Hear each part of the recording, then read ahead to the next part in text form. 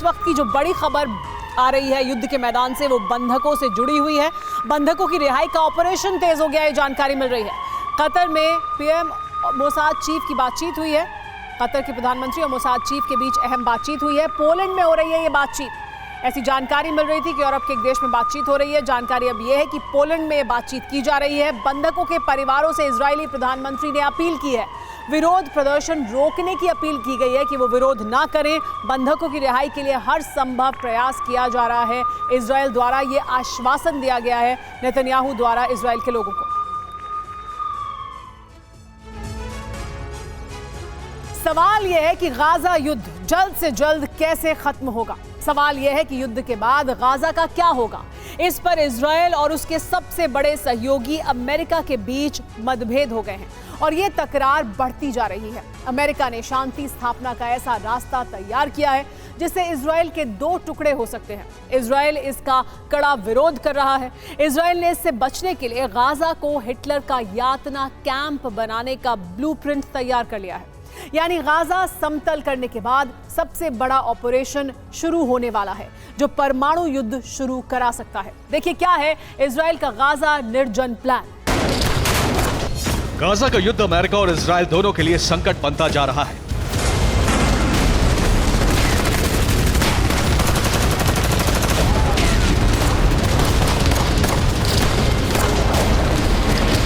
जितनी रफ्तार से गाजा में इजरायल का ग्राउंड ऑपरेशन चल रहा है, उतनी ही रफ्तार से दोनों देशों पर युद्ध विराम का दबाव बढ़ रहा है।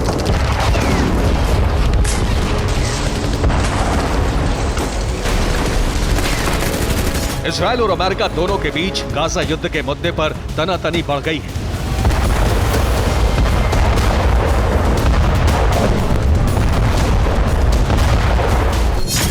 अमेरिका चाहता है कि जल्द से जल्द गाजा में युद्ध विराम हो और गाजा में नई सरकार की स्थापना की जाए, जबकि इजरायल चाहता है कि युद्ध विराम उसके लक्ष्य पूरे होने के बाद गाजा में उसकी मनचाही शासन व्यवस्था लागू होनी चाहिए।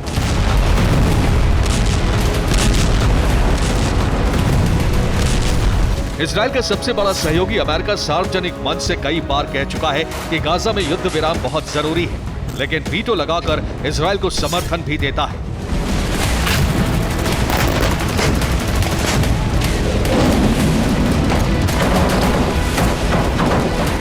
युद्ध की वजह से अमेरिका के रिश्ते अरब देशों से बिगड़ रहे हैं और इसीलिए अमेरिका अरब में अपना वर्चस्व बचाने के लिए युद्ध के समाधान का 2 स्टेट फॉर्मूला लागू करने की कोशिश में है।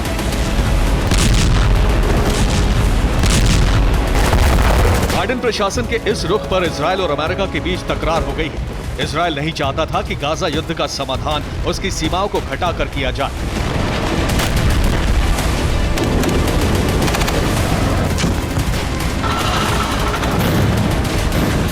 इजरायल ने अमेरिका से अपील की है कि सार्वजनिक मंचों पर 2 स्टेट सॉल्यूशन की बात न की जाए। इजरायल के प्रधानमंत्री बेंजामिन नेतन्याहू बाइडेन के सामने सख्ती से ये संदेश दे चुके हैं और सरकार के बाकी मंत्री भी अपने स्तर पर बात कर रहे हैं।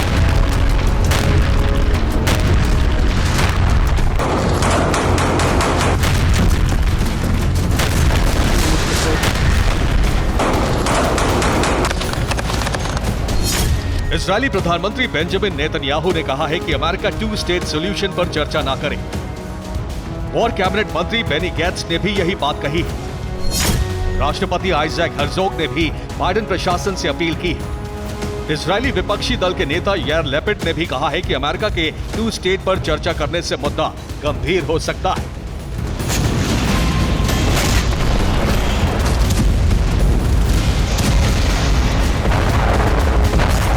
दरअसल अमेरिका ने युद्ध रुकवाने के लिए कई तरह के समाधान तैयार किए हैं और बाइडेन को सबसे मुफीद जो प्लान लगा उससे इजरायल सहमत नहीं है।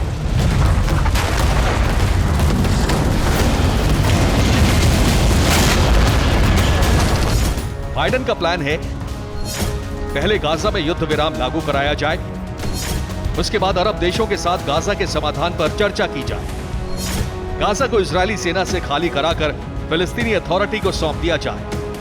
इसके बाद गाजा में चुनाव कराकर नई सरकार बनाई जाए। इसके बाद स्थायी समाधान के लिए इजरायल के साथ स्वतंत्र फिलिस्तीनी राष्ट्र की स्थापना की जाए।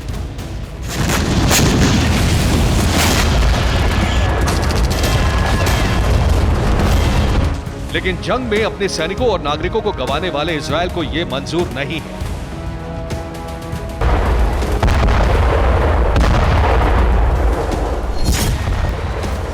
तो फिर गाजा की जंग का समाधान क्या है? इजरायल किन शर्तों पर गाजा में बारूद बरसाना बंद कर सकता है? इसकी झलक इजरायल के एक नेता ने दी है। बेतुल्ला काउंसिल के प्रमुख डेविड अजौली ने कहा है कि गाजा पट्टी को समतल कर दिया जाना चाहिए। गाजा पट्टी को पोलैंड के ऑश्विट्ज नाजी कैंप की तरह निर्जन बना दिया जाए। खाली गाजा पट्टी को म्यूजियम और छावनी में बदल दिया जाए। ऐसा गाजा बनाया जाए जिससे समुद्र तट से इजरायली सीमा तक फिलिस्तीनी कभी भी नहीं लौट पाए।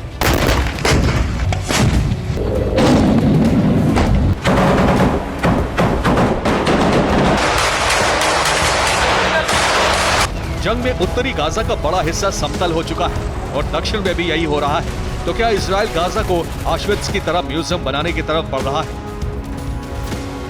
ये समझिए कि गाजा में इजरायल का म्यूजियम प्लान है क्या। गाजा पट्टी में दक्षिणी छोर पर शौकत अल सूफी के नजदीक 6.5 वर्ग किलोमीटर के इलाके में पहला म्यूजियम बनाया जा सकता है। यह यहूदी धर्म के उदय से जुड़े धरोहरों का केंद्र होगा। यहाँ यहूदी धर्म के इतिहास से जुड़ी कलाकृतियां और रचनाएं रखी जाएंगी। दूसरा म्यूजियम गाजा के खान यूनुस में बनाया जा सकता है। ये 10 वर्ग किलोमीटर के क्षेत्र में हो सकता है। इस म्यूजियम में यहूदी रोमन युद्ध से जुड़े दस्तावेज, पहली यहूदी क्रांति से जुड़ी धरोहर और कलाकृतियां रखी जाएंगी। यानी सन 66 से 135 ईस्वी का यहूदी इतिहास केंद्र बनाया जाएगा। गाजा पट्टी में तीसरा म्यूजियम उत्तरी हिस्से के जबालिया कैंप में बन सकता है। यह 12 वर्ग किलोमीटर क्षेत्र में फैला हो सकता है। यहाँ यहूदी और नाजी संघर्ष से जुड़े दस्तावेज रखे जा सकते हैं। इस म्यूजियम में यह बताया जाएगा कि नाजियों ने किस तरह यहूदियों का नरसंहार किया। यानी 1933 से 1945 तक का इतिहास दिखाया जाएगा। बाकी गाजा पट्टी में अंडरग्राउंड सिटी बनाई जा सकती है। जमीन पर आईडीएफ की बड़ी बड़ी छावनियां बनाई जा सकती हैं और सिक्योरिटी के लिए इलेक्ट्रॉनिक सिक्योरिटी सिस्टम लगाए जा सकते हैं।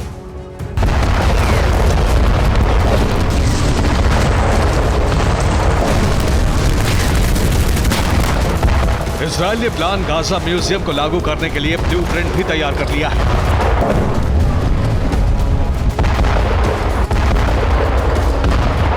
गाजा में अभी जो ऑपरेशन चलाया जा रहा है उस पर इजरायल के अंदर भी विरोध के स्वर हैं।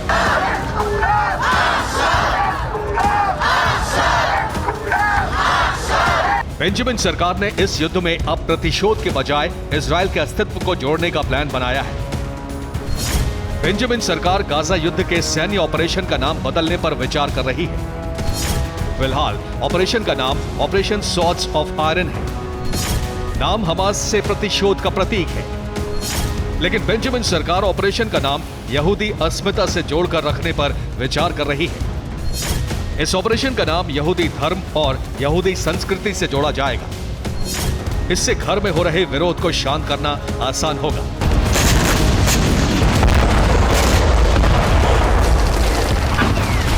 साथ ही इजरायल ये संदेश देने की कोशिश करेगा कि वो अपने अस्तित्व पर आए खतरे को मिटाने की जंग लड़ रहा है।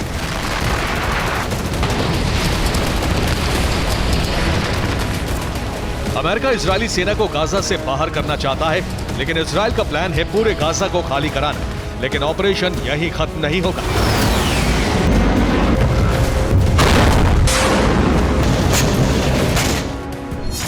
इजरायल का प्लान है कि गाजा से हमास के लड़ाकों को गिरफ्तार किया जाए। इन लड़ाकों को यूरोप, यूएस की सीक्रेट जेलों में भेज दिया जाए। गाजा से हमास के ओवरग्राउंड वर्कर्स खत्म कर दिए जाए। इसके बाद हमास की टॉप लीडरशिप को खत्म करने का ऑपरेशन शुरू किया जाए। ऑपरेशन म्यूनिख की तरह हमास नेताओं की हत्या की जाए।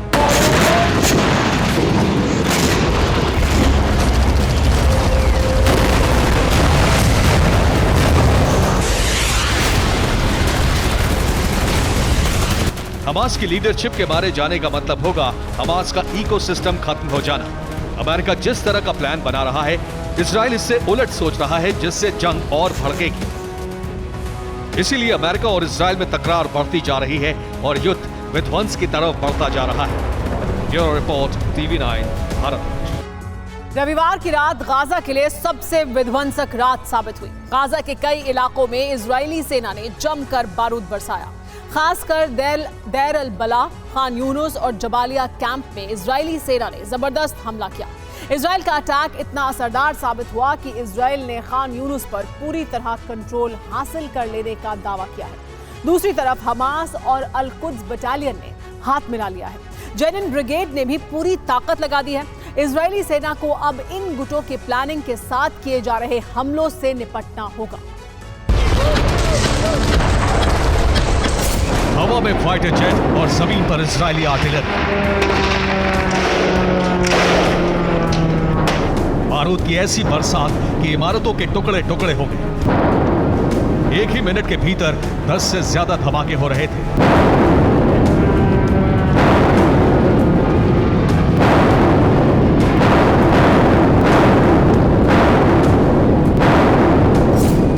इतना तेज प्रहार कि हमास लड़ाकों के पास भागने का कोई मौका ना हो।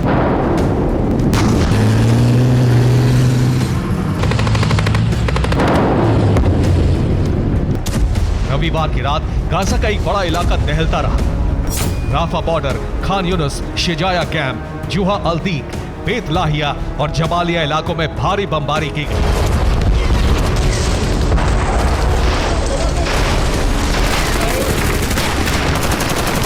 रविवार की रात गाजा में इतना बारूद बरसा कि कई इलाके तहस नहस हो गए।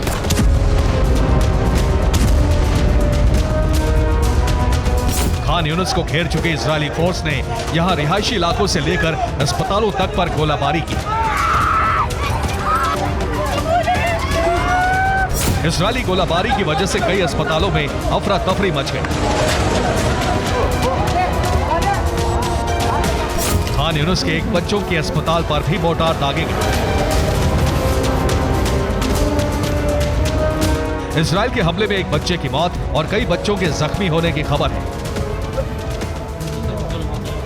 इजरायल की आर्टिलरी से यहां गोलाबारी की गई, जिसकी वजह से दीवारों और छत को नुकसान पहुंचा है। सोमवार को इजरायली सेना ने खान यूनुस को नियंत्रण में लेने का दावा कर दिया।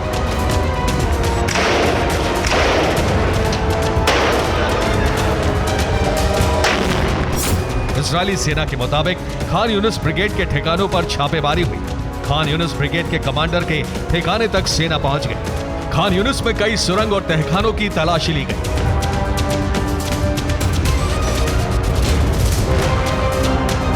जमीन पर ऑपरेशन जारी रखने के साथ हवा से बमबारी का सिलसिला भी जारी रहा। इजरायल पर जहां से भी हमले की कोशिश हुई, वहां इजरायल के फाइटर जेट्स ने तबाही मचा दी।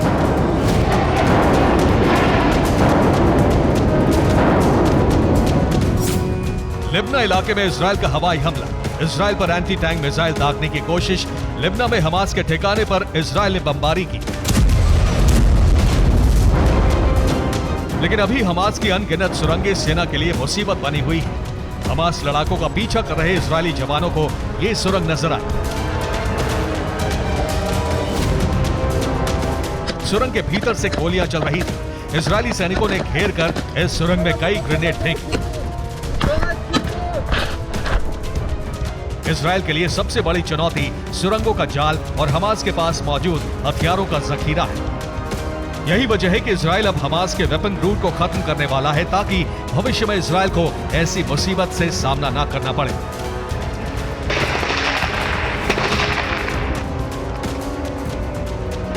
इजरायल मिस्र से लगे फिलाडेल्फी रूट पर एंटी टनल वॉल बनाने के लिए बातचीत कर रहा है। क्या है इजरायल का प्लान और किस इलाके में जमीन के नीचे बनेगी दीवार, ये आपको बताते हैं। इजरायल को डर है कि दुनिया के दबाव में सीज फायर होगा और हमास फिर मजबूत बन जाएगा। इसीलिए इजरायल परमानेंट सोल्यूशन चाहता है। गाजा और मिस्र के बीच की इसी सीमा को फिलाडेल्फी कॉरिडोर कहा जाता है। 14 किलोमीटर का ये एरिया बहुत अहमियत रखता है। भूमध्य सागर से लेकर कैरम शलोन क्रॉसिंग तक के इसी एरिया से गाजा से मिस्र में जाया जा सकता है। 1979 के बाद से ये बफर जोन है। गाजा और मिस्र के बीच कंटीले तारों की फेंसिंग है, लेकिन हमास सुरंग का इस्तेमाल करता है और हथियारों की सप्लाई सुरंग से ही होती है। इजरायल अब जमीन के नीचे एंटी टनल दीवार बनाना चाहता है, ताकि सुरंग ना बन सके और जो सुरंगें हैं वो बंद हो जाएं। पुरानी सुरंग बंद होने के साथ नई सुरंग भी नहीं बन सकेगी। इजरायली सेना की गाड़ी पर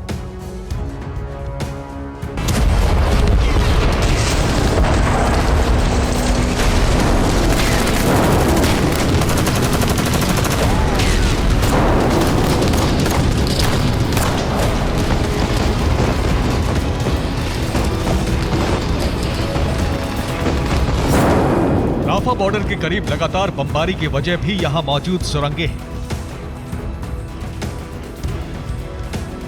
इजराइल ने यहां कई इमारतों पर बमबारी की है। दावा है कि ये सब हमास के नेटवर्क को खत्म करने के लिए किया गया है।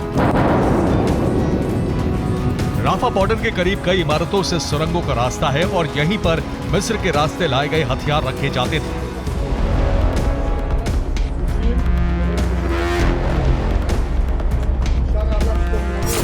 हालांकि नुकसान इजराइल को भी उठाना पड़ रहा है।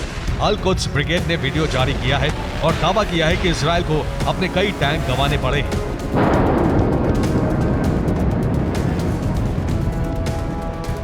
वीडियो में मरकावा टैंक को एंटी टैंक मिसाइल से निशाना बनाते दिखाया गया है।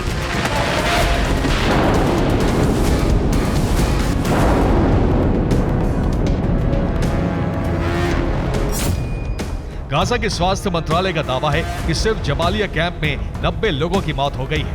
गाजा में मारे गए लोगों में 70% संख्या बच्चे और महिलाओं की है। दराज इलाके में 12 लोगों की मौत हो गई।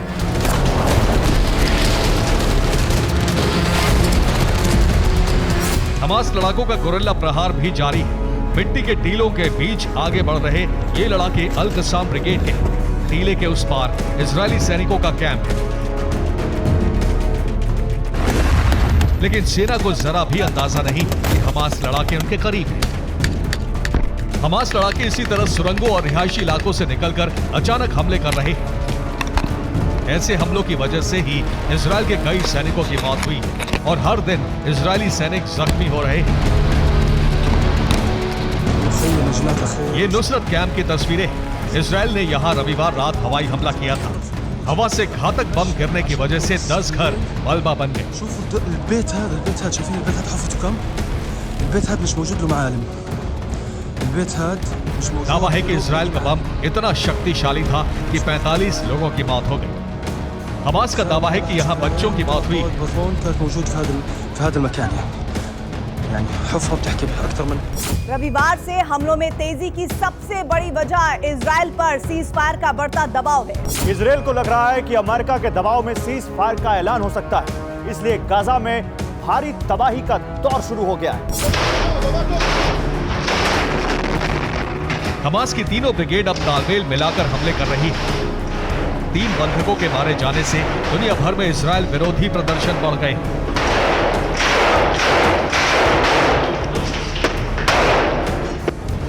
और इजराइल में भी नेतन्याहू पर प्रेशर बढ़ रहा है।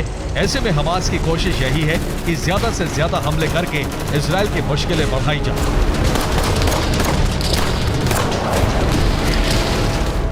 फिलहाल इजरायली सेना अपने सबसे बड़े टारगेट यानी याहिया सिनवार को तलाशने के लिए खान यूनिस में दाखिल हो चुकी है। इजरायली सेना यहां हमास नेताओं से जुड़े तमाम इमारतों की तलाशी ले रही है और कुछ इलाकों में हमास के लड़ाके और सेना के बीच आमने सामने की जंग चल रही है।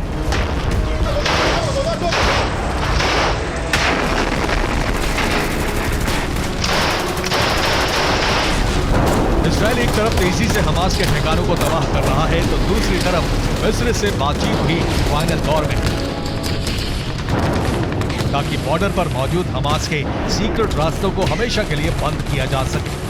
Bureau report, TV 9 Bharat. इस वक्त की बड़ी खबर जो युद्ध के मैदान से आ रही है वो ये कि इजरायली सेना की गाड़ी पर हमला हुआ। कॉनेट एंटी आर्मर मिसाइल से अटैक किया गया। हमास के घातक हथियार का वीडियो भी सामने आया है। कॉनेट मिसाइल से लैस हमास लड़ाके और उनका ये हमला इजरायल की गाड़ी पर। बीते 72 दिनों से इजरायल की सेना इंतकाम की आग में सुलग रही है। बीते 72 दिनों से 7 अक्टूबर के गुनाहगारों को तलाश रही है।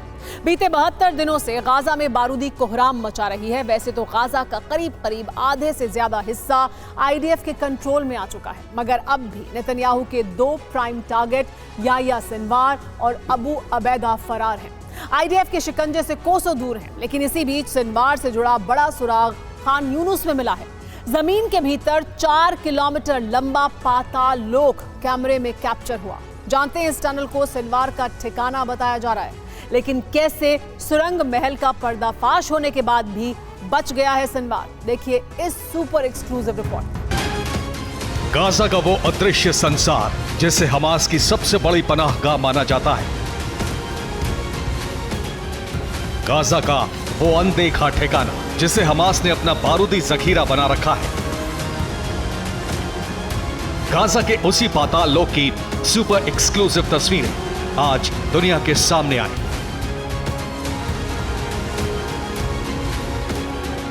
आईडीएफ ने दक्षिण गाजा के खान यूनिस इलाके में हमास की सबसे लंबी टनल का पर्दाफाश किया और जानते हैं 4 किलोमीटर लंबी सुरंग करीब 40 से 165 फीट तक गहरी थी।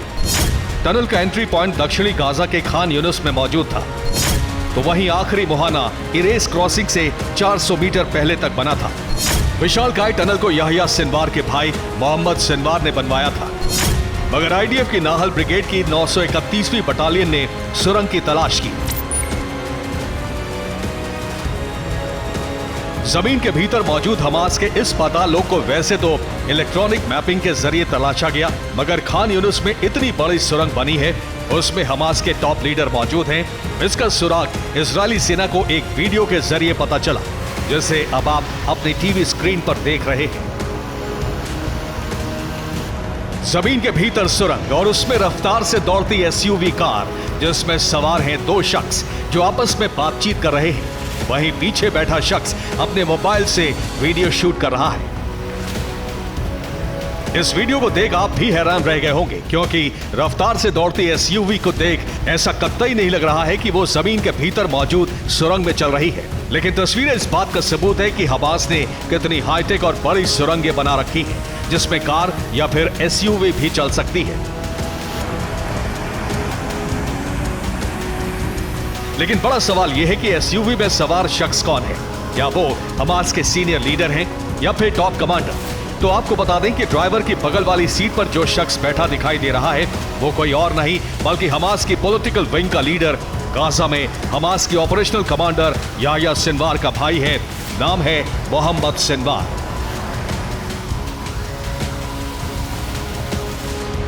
याहिया सिनवार का भाई और हमास का टॉप कमांडर मोहम्मद सिनवार अपनी एसयूवी में सवार होकर सुरंगों में घूमता दिखाई दिया।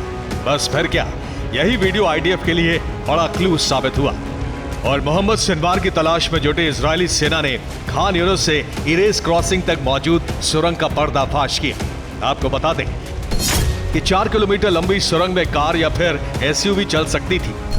इसके जरिए चंद मिनटों में इजरायल पहुंचा जा सकता था। खान यूनिस की सुरंग का इस्तेमाल हमास नेता कर रहे थे। टनल के भीतर सैटेलाइट फोन और वॉर रूम पाया गया। सुरंग में बंधकों को भी रखे जाने की आशंका जताई गई। आईडीएफ ने सुरंग तो तलाश ली, मगर याहिया सिनवार और उसका भाई मोहम्मद सिनवार से जुड़ा कोई भी सुराग टनल में नहीं मिला। मगर एक बात शीशे की तरह साफ हो गई कि जंग के दौरान याहिया सिनवार खान यूनिस की इसी सुरंग में छिपा जरूर होगा।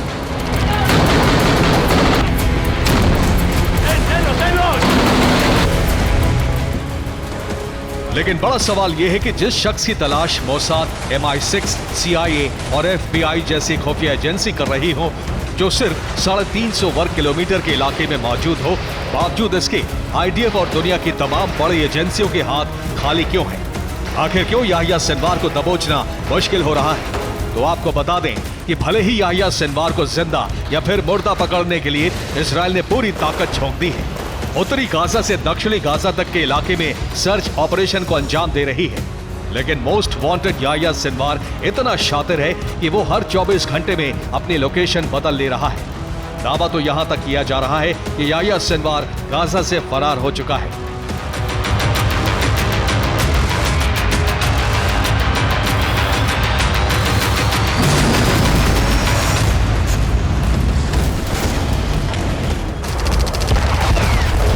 इस वक्त इजरायल के 2 प्राइम टारगेट हैं, जिन्हें मौत के घाट उतारना नेतन्याहू के लिए बेहद जरूरी है। और इस फहरिस्त में पहला नाम है Yahya Sinwar, Hamas operational commander Gaza, Abu Ubaida प्रवक्ता अल कसाम ब्रिगेड।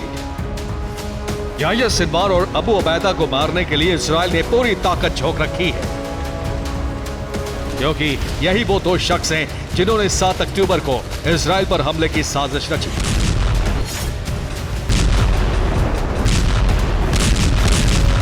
ऐसे में याह्या सिनवार और अबू अबैदा को मारकर नेतन्याहू अपना इंतकाम पूरा करना चाहते हैं। मगर एक रिपोर्ट में दावा किया जा रहा है कि हमास के ये दोनों लीडर गाजा से फरार हो चुके हैं। ऐसे में अब इनकी मौजूदा लोकेशन क्या है, ये पता लगाने के लिए इजराइल ने इंटरनेशनल ऑपरेशन का आगाज किया है।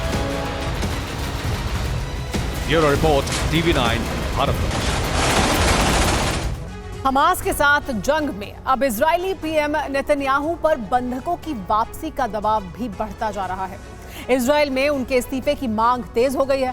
अंतर्राष्ट्रीय और घरेलू दबाव इतना ज्यादा है कि बेंजामिन सरकार ने मोसाद चीफ को बंधकों की अदला बदली पर बातचीत के लिए हरी झंडी दे दी है।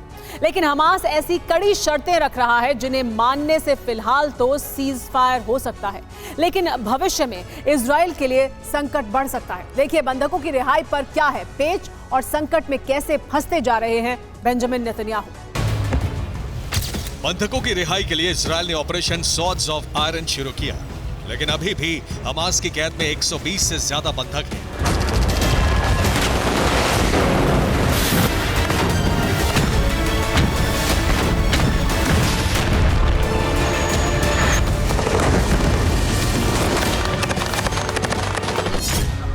इन बंधकों की रिहाई के लिए बेंजामिन सरकार पर दबाव बढ़ता जा रहा है। तेल अवीव सहित इजरायल के अलग अलग शहरों में बंधकों की रिहाई के लिए प्रदर्शन हो रहे हैं।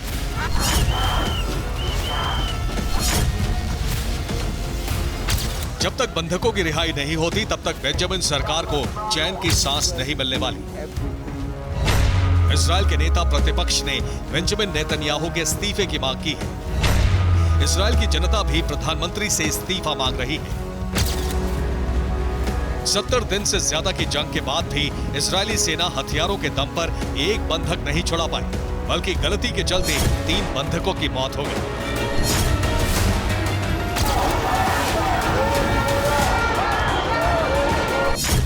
इजरायली बढ़ते हुए दबाव को देखते हुए मोसाद चीफ डेविड बार्निया को बंधकों की रिहाई पर बातचीत आगे बढ़ाने के निर्देश दे दिए हैं।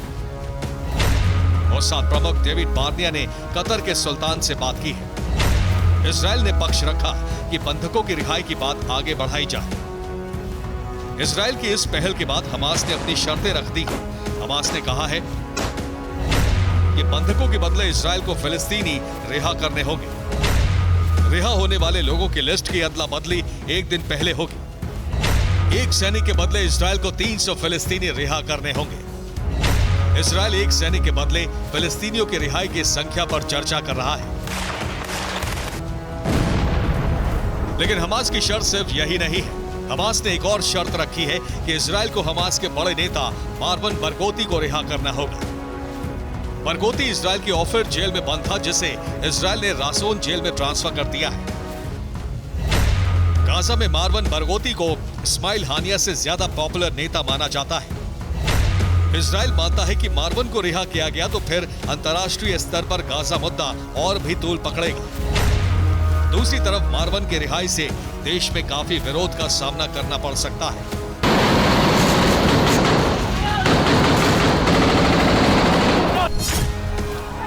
लेकिन अगर रिहाई की शर्तों पर इजरायल राजी नहीं होता है तो संकट और भी बढ़ सकता है, क्योंकि गाजा में लोगों के भूखे मरने की नौबत आ गई है।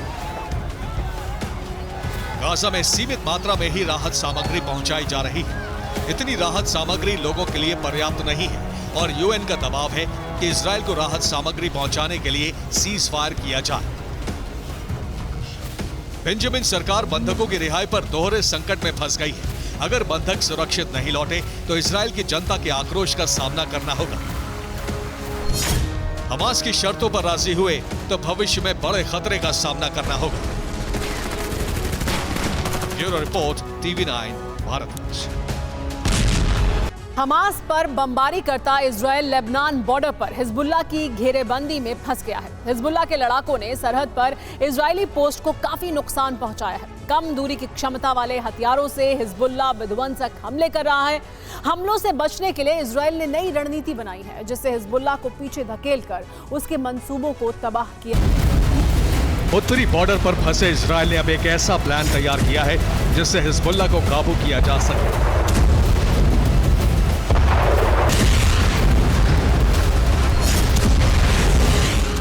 इसी से बौखलाए हिजबुल्लाह ने इजराइल पर हमले तेज कर दिए हैं, लेकिन इजराइल अपनी रणनीति से आगे बढ़ रहा है।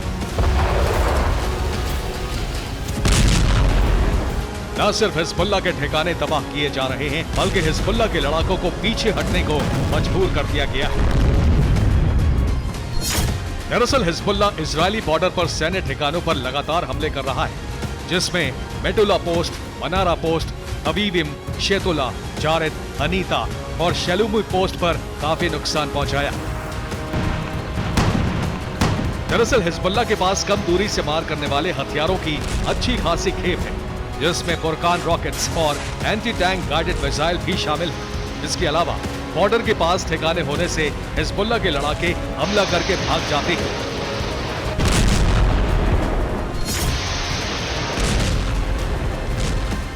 अब इजराइल पूरा फोकस गाजा पर करना चाहता है, इसलिए हिजबुल्लाह को पीछे ढकेलने की रणनीति बना रहा है, जिससे उसके कम दूरी के हथियार बेकार हो जाएं।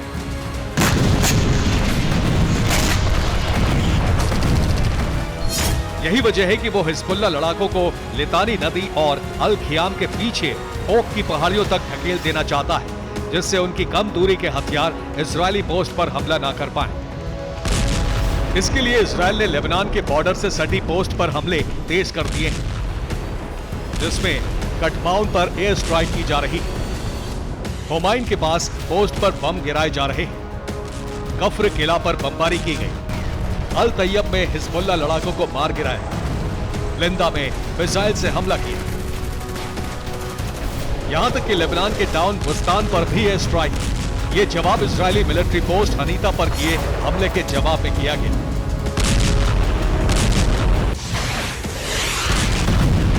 खास बात यह है कि हिजबुल्लाह के अधिकतर ठिकाने इजरायली बॉर्डर से सिर्फ 3 किलोमीटर के अंदर है, इसलिए हिजबुल्लाह लगातार हमले कर रहा है।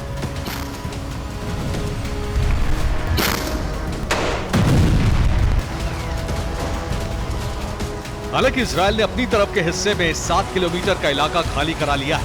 अब वहां सिर्फ मिलिट्री पोस्ट और कमांड सेंटर है।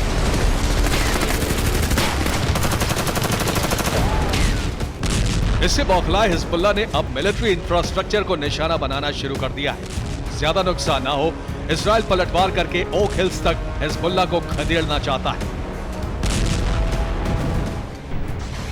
हो सकता है इजरायल अपने मिशन में कामयाब भी हो जाए, लेकिन तब इजरायल के लिए बड़ा संकट खड़ा हो सकता है जब हिजबुल्लाह को ईरान से लॉन्ग रेंज मिसाइल मिल जाएंगे। और वैसे भी ईरान इजरायल के खात्मे के लिए किसी भी हद तक जा सकता है।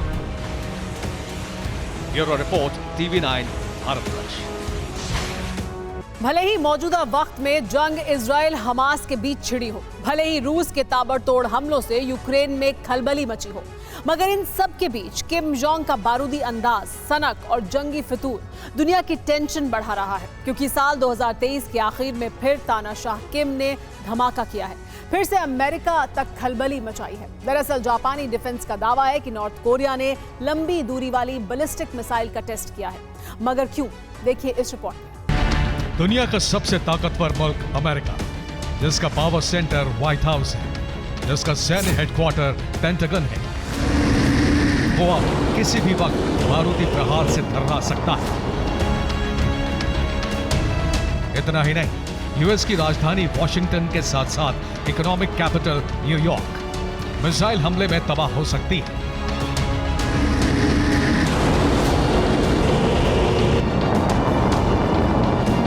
आशंका तो यहां तक जताई जा रही है कि अगर अमेरिका पर एटमी प्रहार हुआ तो कैलिफोर्निया, फ्लोरिडा, ओहायो और न्यू जर्सी जैसे प्रांत तहस नहस हो सकते हैं।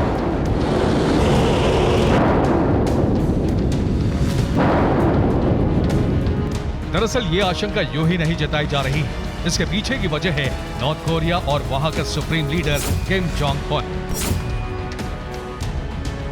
जो अपनी जंगी सनक और प्रतिद्वंदी को तबाह करने के लिए कुख्यात है। और आपको बता दें कि तानाशाह किम ने अमेरिका के विनाश की स्क्रिप्ट लिख दी। आखिर कैसे, ये भी जान लीजिए।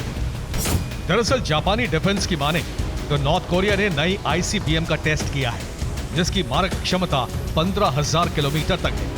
मिसाइल का मलबा सी ऑफ जापान में जाकर गिरा, जापान के ओकोशिरी आइलैंड से महज 250 किलोमीटर दूर। मिसाइल टेस्ट की खबर सामने आने के साथ ही जापान से अमेरिका तक खलबली मच गई। व्हाइट हाउस से पेंटागन तक खौफ में आ गया, क्योंकि तानाशाह किम ने जिस इंटरकॉन्टिनेंटल बैलिस्टिक मिसाइल का टेस्ट किया वो वानसोंग 17 और 15,000 किलोमीटर के दायरे में सब कुछ खाक करने की ताकत रखती थी। आपको बता दें कि इससे पहले भी नॉर्थ कोरिया की तरफ से वानसोंग 17 के टेस्ट की खबरें सामने आई थी, मगर इस बार तो जापानी डिफेंस ने पुख्ता दावा किया है कि उत्तर कोरिया ने 15,000 किलोमीटर तक पार करने वाली मिसाइल को फायर किया है, जो एटमी हमला करने की भी ताकत रखती है। आपको बता दें कि 75वें सेना स्थापना समारोह के मौके पर नॉर्थ कोरिया ने दुनिया के सामने अपने जंगी हथियारों की नुमाइश की थी। इसी मौके पर तानाशाह ने वानसोंग 17 जैसे विनाशकारी हथियार की झलक भी दिखाई थी, जो दुनिया के किसी भी कोने में पलक झपकते ही बड़े देशों में प्रचंड तबाही मचा सकता है।